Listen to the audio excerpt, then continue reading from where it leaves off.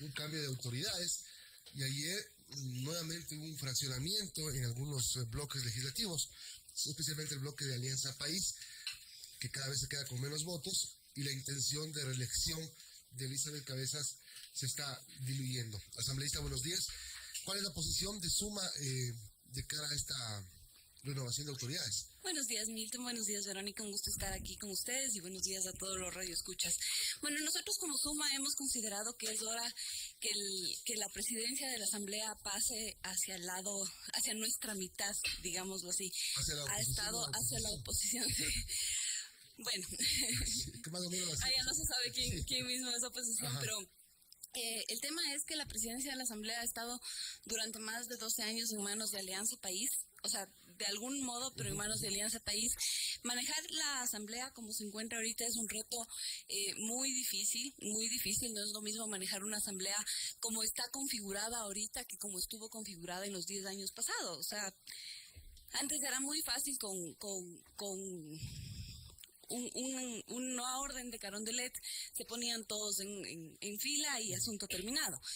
Manejar la Asamblea ahorita es un tema muy complicado. Vemos que en nuestra mitad hay cuadros muy relevantes que podrían manejar la Asamblea, pero claro, el tema es que ahorita la verdad es que nadie quiere ensuciarse así, porque manejar la Asamblea no es precisamente algo que va a dar votos. Y una cuestión para elegir autoridades es tener votos. ¿Cuántos tienen ustedes? ¿8 votos? ¿Están hablando con 5 votos? ¿Están hablando ¿Están hablando con algún sector político para, no sé, proponer un nombre? ¿Hay algún nombre? Estamos hablando con toda nuestra mitad, digamos. O sea, esa mitad incluye Creo, incluye Social Cristianos. Incluye BIN. Y este nuevo sector político impulsado por José Serrano y sus 8 o 7 asambleístas. Parecería que van a pactar con el correísmo. Parecería que ellos van más en la onda de un poco volver al correísmo, lo cual obviamente pone muy complicado el escenario en la Asamblea Nacional. Pues César Litardo sería el candidato. Ayer sonó ese nombre como una posibilidad. Él suena, pero como AP. Él suena. AP. Sí, hay varios. Claro, lo que tengo que hacer es invitar a los asambleístas para que nos traduzcan lo que pasa adentro. Porque, bueno, ¿y Daniel Mendoza de dónde es? Es muy difícil. También es de AP. También es de AP. Sí, es muy difícil. Ahorita el bloque de Serrano todavía no está terminado de configurar. Están hablando de entre 7 y 10 personas. De lo que sabemos, están Esteban Albornoz, Carla Chávez, Carla Cadena, Silvia Salgado. Son algunos de los nombres que fue evidente el jueves que están con él, porque son los que salieron con él y entraron con él. Entonces, el día jueves se transparentó este nuevo bloque que ya venía sonando dentro de la Asamblea durante algunos meses, pero el día jueves ya fue evidente, ¿no? Ya se evidenció ante toda la Asamblea y ante toda la opinión pública. Hablemos de la media mitad, de la media mitad a la que usted pertenece. Suena el nombre de Eliseo Azuero, por ejemplo. Sí, suenan algunos nombres. Sonaba Henry Cucalón. ¿Ya? Que sería yo creo que un gran cuadro, Henry Cucalón, para presidir la Asamblea, Vicente Tayano. Todo depende un poco de cuáles sean también las perspectivas del Partido Social Cristiano para el 2021, ¿no? Por eso yo decía hace un ratito, nadie quiere hacerse cargo ahorita de la Asamblea Nacional, porque no es un tema que le va a beneficiar a ningún partido. Bueno, quisiera Elizabeth Cabezas, pero parece que no va a poder. En este momento parece que ya Elizabeth Cabezas, con el problema que hubo en el mes pasado, ha perdido toda posibilidad de reelección, lo cual realmente creo que es una pérdida, porque Elizabeth a la final ha sabido manejar la Asamblea. No ha tenido el mejor manejo político, pero ha sido una persona que ha sabido llegar a consensos. O sea, comparado con Serrano. Comparado con Serrano, sí. Sí, no, además, yo creo que se siente dentro de la Asamblea que la gestión de Elizabeth, en toda la gente que ha puesto, en todas las personas que ha puesto a su alrededor, han sido personas que sí están dispuestas a ayudarle a uno, han sido personas, ella es una persona muy sencilla, es una persona que quiere llegar a acuerdos, que quiere hablar con todos los bloques, que todo el tiempo está reuniendo todos los bloques, no tiene esta experticia política, este manejo político de ya los viejos sabidos, digámoslo así, pero es una persona que ha sabido llegar a consensos, a diferencia de lo que pasaba con José Serrano, que hasta el mensajero era más bravo o sea, no eran personas asequibles. Hasta los mensajeros eran bravísimos. O sea, por lo menos el cambio de actitud. Conversamos 7:19 con Gabriela Larreategui. Asambleísta, que nos cuente un poco sobre la sesión 589, en donde sorprendió pues la aparición de José Serrano, que hace mucho tiempo no lo veíamos hablar en el Pleno, y pues propuso esta moción que pues, no tuvo los votos suficientes, pero ya vimos este bloque, como mencionamos, este bloque serranista. ¿Cómo vio esta propuesta que hizo el asambleísta Serrano y, bueno, todo lo que sucedió ese día en el Pleno? Bueno, o sea, la moción de Serrano fue más o menos que se lleve el mismo procedimiento para destituir a una presidenta que se llevó cuando se le destituyó a él como presidente. Cuando se le destituyó a él como presidente pasaron muchas cosas. El partido pidió la renuncia. Ellos pensaban que le pedían la renuncia y él iba a decir, bueno, me voy, lo cual no iba a pasar. Y el Partido Social Cristiano pidió en esa época que comparezca José Serrano, que comparezca Vaca, y después de eso hacer una resolución y que se decida sobre la base de las comparecencias, que el mismo Pleno sea quien arme la resolución y el mismo Pleno sea que decide en ese momento. En este caso, evidentemente proponer eso el día jueves, el día de la sesión, era absolutamente extemporáneo. Ya habían pasado... que 2-3 meses, como 2 semanas de lo que ya se propuso y se confirmó la comisión multipartidista que iba a investigar el tema del audio de Elizabeth Cabezas, y por todo lado también era un tema completamente diferente, porque el tema de audio de Serrano era un audio, primero en el que estaban las dos partes, que lo presentó el fiscal de la época, Vaca, y el tema mismo era bastante más complicado, ¿no? Era un tema que estaba hablando con un prófugo de la justicia, con el excontralor, y en este caso, claro, ya se hizo la comisión multipartidista que tenía que haber investigado y que realmente no lo hizo, porque lo que hizo la comisión fue desechar la prueba por ilegítimamente obtenida, que era ilegítimamente obtenida, pero que fue en su momento reconocida por la presidenta de la Asamblea. Y por haber intentado que se acerque a otro bloque para evitar la investigación de INA Papers, y por haberse expresado en términos no muy cordiales. El tema es que yo creo sinceramente que la Asamblea ya no puede seguir embarrándose con esto. Me decía una persona del ala correísta, me decía, pero es que no podemos tener, o sea, los niveles de aceptación de la Asamblea son pésimos, tenemos que votarle a la presidenta. Yo no veo que la Asamblea pueda seguir ganando con destituciones. Yo creo que la Asamblea lo único que ha hecho con las destituciones que hemos tenido es seguir... y no han subido de popularidad. No, seguimos bajando y porque seguimos... la gente piensa que son venganzas políticas. Son ajusticiamientos más que una búsqueda de justicia. La Asamblea se ha convertido en este escenario... Una carnicería. Sí, en una carnicería y en un escenario de venganza y de lucha, sobre todo entre los antiguos correístas y los actuales correístas. Entonces, la Asamblea no es de eso. La Asamblea es el primer poder del Estado. La Asamblea tiene que legislar, la Asamblea tiene que hacer control político. La Asamblea no puede seguir en estas peleas. ¿Cuánto tiempo nos ha consumido las peleas, las destituciones de Norma Vallejo, la destitución de Espín, la destitución de Ana Galarza? El tema de Ana Galarza fueron 2 meses de hablar solo de eso. Cuando tenemos tantas cosas importantes que hacer, cuando se han hecho además cosas importantes, no es lo único que ha hecho, pero extrañamente es lo único que sale a la luz, es lo único que la gente se entera. La gente no se entera que hemos emitido leyes importantes, como la ley de eficiencia de trámites, como el Código de Comercio. Está pendiente un Código de Salud que tiene que ser aprobado y que sigue postergándose justamente por estos problemas que tenemos. En este momento también tenemos algo importantísimo, que es el futuro del Consejo de Participación Ciudadana, y que el bloque de Suma lo ha propuesto a través de Héctor Muñoz para quitarle las funciones de designación de autoridades de control. Hablemos de eso entonces. A ver, está prevista la votación sobre este tema. La sesión no terminó. no votaron, ¿verdad? No hemos votado, hemos tenido como tres sesiones ya del Consejo de Participación Ciudadana, porque hay varias propuestas. Está la propuesta de la misma presidenta Elizabeth Cabezas, está la propuesta de Vilma Andrade, está la propuesta de Héctor Muñoz, está la propuesta por fuera de la Asamblea del doctor Trujillo. Entonces, hay muchas posiciones de... Primero, ¿qué es lo que tenemos que hacer con el Consejo? Y segundo, ¿cuál es la vía? Que es lamentablemente la Constitución. Y yo le odio a la Constitución, la verdad. Vote no, y volvería a votar no. 12 años después yo volvería a votar que no por la Constitución. Por esta, claro. O sea, usted quisiera una asamblea constituyente para hacer una nueva constitución. Sí, creo que cambiar toda la constitución. sí, yo creo que a la final se debería cambiar toda la Constitución. Creo que no es el momento político y creo que a la final tenemos que aprender también a escoger entre lo ideal y lo posible. Claro. Entonces, en este momento, el Consejo de Participación Ciudadana y Control Social es una urgencia.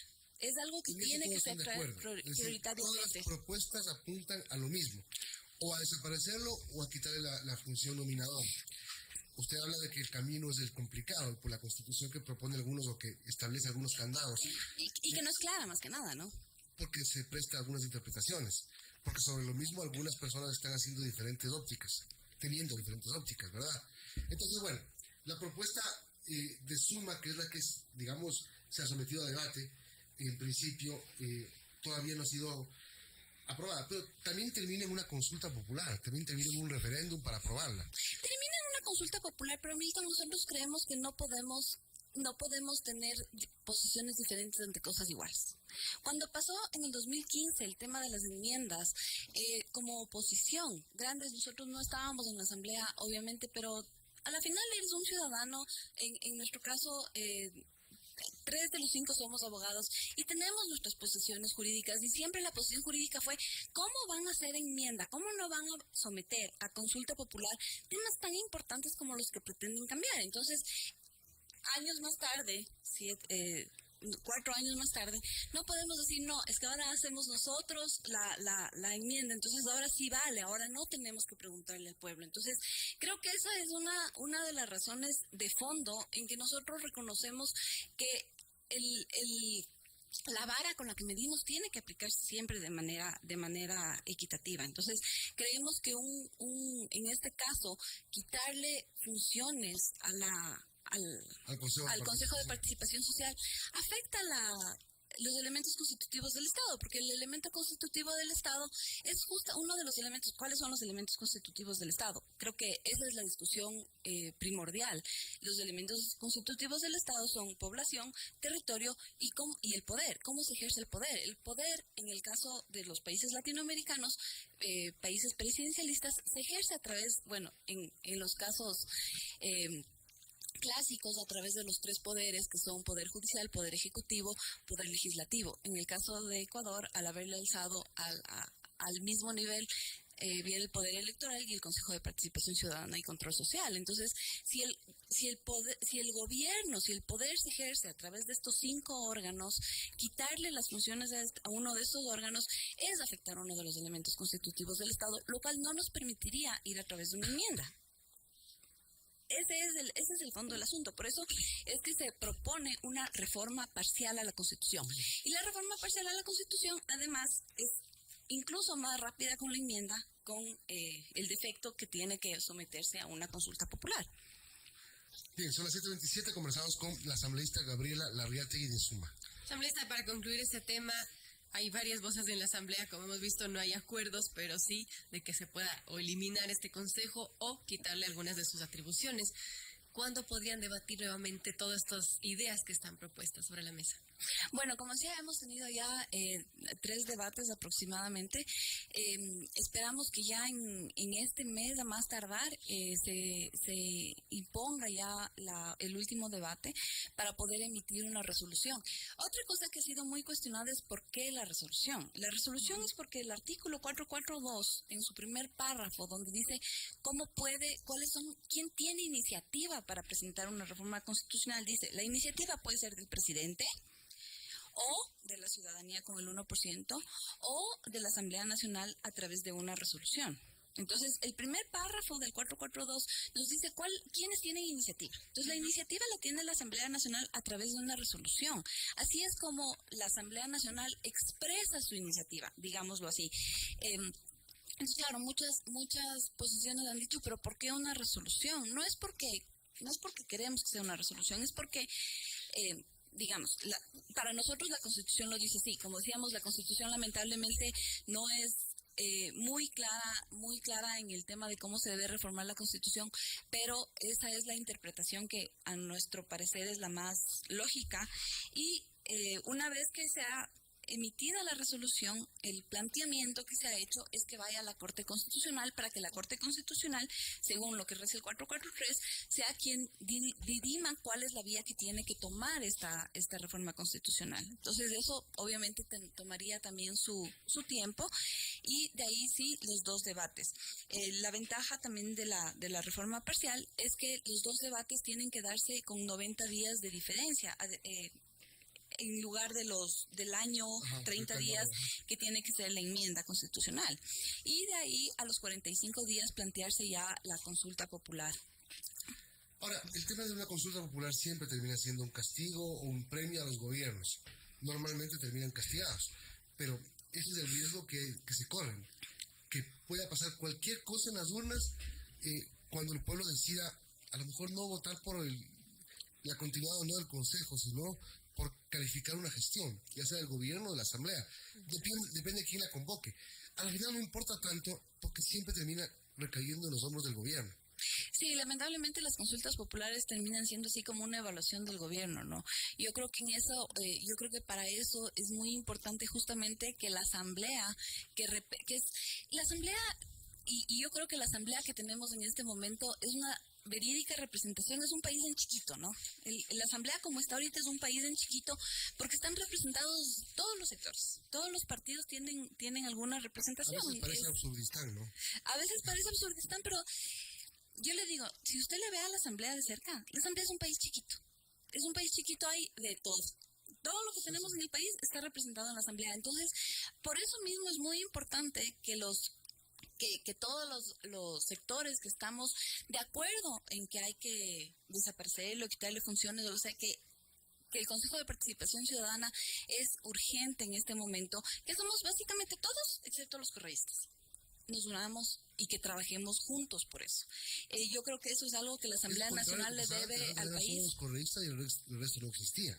Y el resto no existía, sí. ¿No? Sí, en ese momento, bueno, el correísmo... un punto medio, digamos. Sí.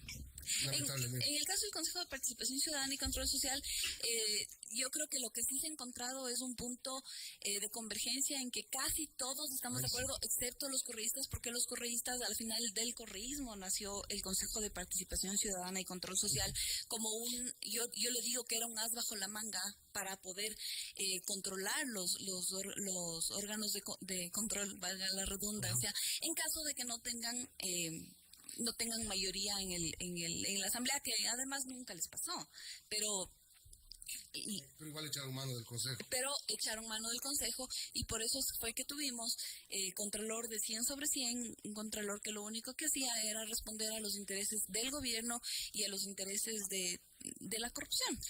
Pero aquí le voy a dar una buena noticia que publica el Telégrafo. Dice: Asamblea gana puntajes de su tarea legislativa. El Parlamento tuvo 65,99% de calificación en el 2018. Quinto puesto. En temas de transparencia y efectividad, comparado en 2016, que logró 56,40. Quinto puesto en productividad, según un estudio latinoamericano. El primero es Guatemala, segundo Costa Rica, tercero Colombia, cuarto Paraguay, quinto Ecuador. Digamos que de 11 estamos en la mitad de la tabla. Sí, bueno, eso mide más bien los temas de transparencia, ¿no? Y el Consejo de la Corporación de Participación Ciudadana que dirige Rudy Hidalgo también nos hizo una felicitación, y lo mismo hizo Marcelo Espinel del Observatorio Legislativo, en que le felicitó a Elizabeth Cabezas porque es la primera vez que tenemos como un 99% en los niveles de transparencia que da que muestra la Asamblea Nacional. Y yo creo que en temas de transparencia, en temas de gobierno abierto como país tenemos muchísimo que trabajar, muchísimo que trabajar. Son temas muy interesantes que todos deberíamos involucrarnos, porque la verdad, además por ahí es por donde va, ese es el camino correcto para la participación ciudadana, además. Mira, asambleísta, ahora que se cambian las autoridades en este 14 de mayo próximo, ¿qué expectativas se tiene? ¿Cómo se van moviendo las fichas? Bueno, yo creo que la mayor expectativa que tenemos todos es que el presidente o presidenta de la Asamblea sea una persona que pueda manejar consensos, que pueda conversar con todas las bancadas, que pueda... es muy difícil conversar con todas las bancadas. Yo le decía ahorita que Elizabeth lo ha logrado, excepto con el ala correísta, pero ella en alguna medida lo ha logrado. O sea, yo creo que ella tiene la apertura y ha tenido la voluntad y la sencillez de acercarse a todas las bancadas, de acercarse a las personas y de poder mantener un diálogo con las personas. Es algo que ella, que hay que reconocerle a Elizabeth. Sin embargo, no le alcanzaría para una reelección. No le alcanza para una reelección. Creo que no se va a presentar tampoco. No creo que se presente tampoco, pero necesitamos una persona así, una persona que sea bien fajada, digámoslo coloquialmente, pero que a la vez pueda consensuar y pueda dialogar con todas las personas.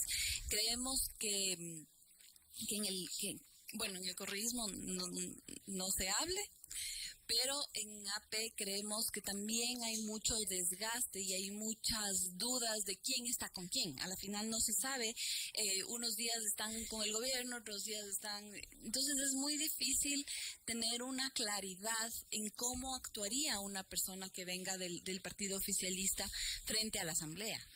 Además de que realmente no le veo que tengan cuadros así muy fuertes como para presidente de la Asamblea. Por el lado de la oposición hay algunas personas, Mael Montaño es una de ellas, Enrique Calón, Vicente Payano, algunos, Eliseo Celo, que usted me acababa de comentar también.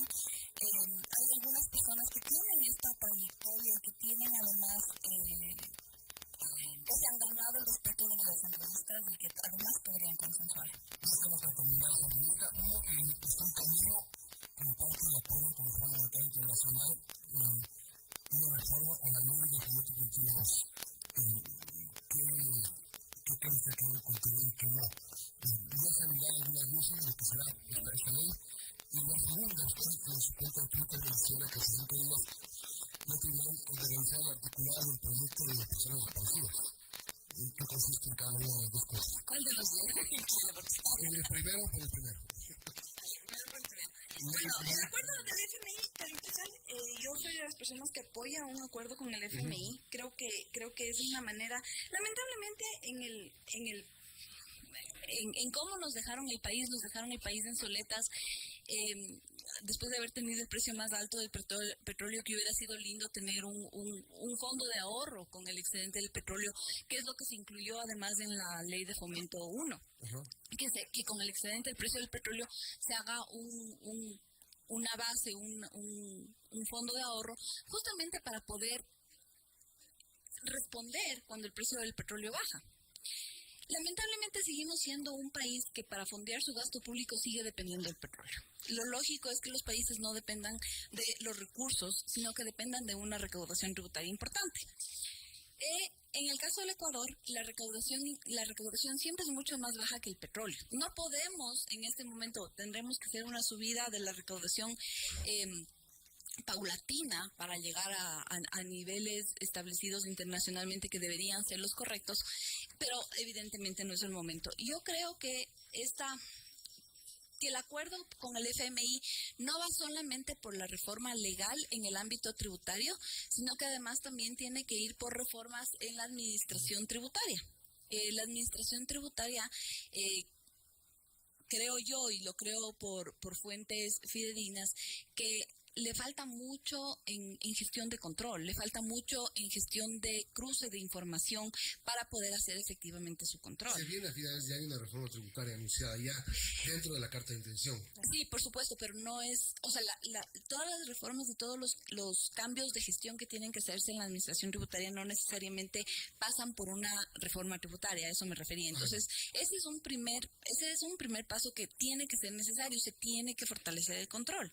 O sea, vemos el tema de las empresas fantasmas, y en el tema de las empresas fantasmas en el 2017, Leonardo Orlando, que era el director del SRI, vino como quien acababa de descubrir el agua tibia a decirnos que ha descubierto más de 600 millones, eran 600,000 empresas fantasmas, eran unos números estrafalarios, cuando en el 2008, que yo salí del SRI, ya sabíamos que había empresas fantasmas. Cuando en el 2010, el director regional del Servicio de Rentas Internas del Norte, que era en esa época la división del Servicio de Rentas Internas, cómo funcionaba, ya había denunciado empresas fantasmas. Entonces, ¿qué ha pasado en el control? ¿Qué pasó en el control en estos últimos 10 años? Tenemos casos como Sinohidro, tenemos el mismo Odebrecht, tenemos un montón de casos que vemos que se nos ha ido la plata por algún lado de manera súper... Como agua, además. Sí, como agua, en temas de control tributario. Entonces, definitivamente el control tiene que... Y cabe recalcar que la administración tributaria ecuatoriana es una de las administraciones más modernas de Latinoamérica. No digo que no hayan hecho un buen trabajo en modernización, pero por ejemplo el ROTEF no sirve para nada, Se supone que tiene que fusionarse con la SENAI, que está en ese proceso que es complicadísimo y del cual no se ha dicho nada más, por lo menos públicamente. Sí, que es un proceso que no, o sea, yo no... Es como unir dos monstruos. Sí, es unir, y no tiene mayores beneficios. O sea, ¿qué van a hacer? ¿Van a ahorrarse un director? No se va a ahorrar más. O sea, creo que tienen que... Y gastarse 4 subdirectores. Tenemos un minuto. Exactamente. Solamente para que nos comente el tema de ley de desaparecidos. La ley de desaparecidos la hemos trabajado realmente desde cero. Es un trabajo, y por eso es otra de las cosas que tiene que reconocerse a la Asamblea, el trabajo de la Asamblea. La ley de desaparecidos es una cosa que no tiene ningún otro comparativo aquí, se ha trabajado desde cero, no es una reforma a ninguna ley.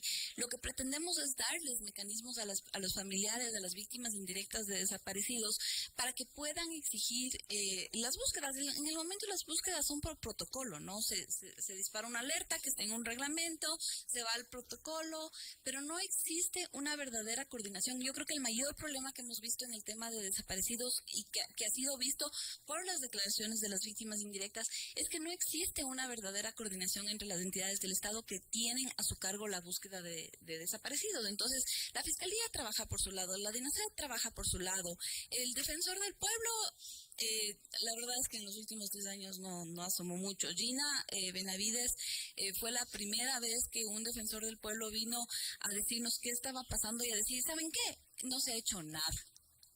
Eso nos vino a decir, ¿saben qué? Lamentablemente la Defensoría del Pueblo en tema de desaparecidos no ha hecho nada. Se le ha dado ahorita facultades a la Defensoría del Pueblo, sobre todo de seguimiento para que les apoye a los desaparecidos.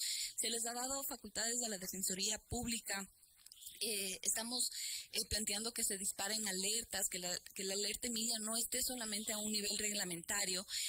Estamos planteando qué pasa en caso de desastres naturales con los cuerpos inidentificados que terminan tornándose en casos de desapariciones, porque necesitamos que haya protocolos que nos digan, ok, vamos a poner aquí los cuerpos de las personas que han fallecido en desastres naturales para que sea fácil identificarles. El cruce de información. Lamentablemente los cruces de información... Se hizo muchas plataformas de información en estos últimos 10 años, pero no se cruzan. Entonces, el cruce, la base de datos de huellas de la policía no se cruza con la base de datos del registro civil, aunque parezca increíble, pero no se cruzan. Entonces, esas son cosas que tenemos que solucionar, que estamos planteando solucionar en la ley. Se está planteando un censo de personas, que ya hay un medio censo, un intento de censo, al parecer ya tiene el Ministerio de Inclusión Económica y Social, de las personas que están en albergues o que están que tienen vida de calle. ¿Por qué? Porque vimos hace pocos meses que el Patronato San José pudo trabajar con una persona que tenía vida en calle y llegó a determinar que su familia estaba en Rusia, llegó a encontrar a su familia en Rusia y le pudo entregar a su familia en Rusia.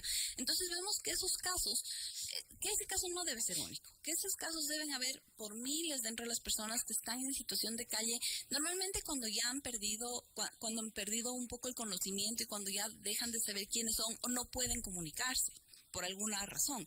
Entonces, todas esas cosas son cosas que hemos visto que hay huecos en muchas partes, hay huecos, por ejemplo, en ciencias forenses, que no tienen tampoco un buen sistema para identificar cadáveres que les llegan y que pueden terminar siendo desaparecidos porque llegan a enterrar a estas personas sin saber quiénes son. Mientras que hay familias que buscan a sus desaparecidos. Entonces, todas esas cosas están previstas en esta ley. Esta ley está lista. Ayer fue el último día en que los equipos de trabajo se unieron y para verificar que no haya inconsistencias, para verificar, de repente, como trabajamos por bloques la ley, dijimos, de repente se nos pasó una cosa que está al principio y necesitaba una lectura, digamos, de corrido para corregir estos posibles interferencias que haya. Eso se hizo ayer y el equipo de la comisión está ahorita ya haciendo el informe para que pueda bajar a primer debate. Bien, gracias asambleísta Gabriela Larreategui por suma, por estos criterios. Gracias a ustedes.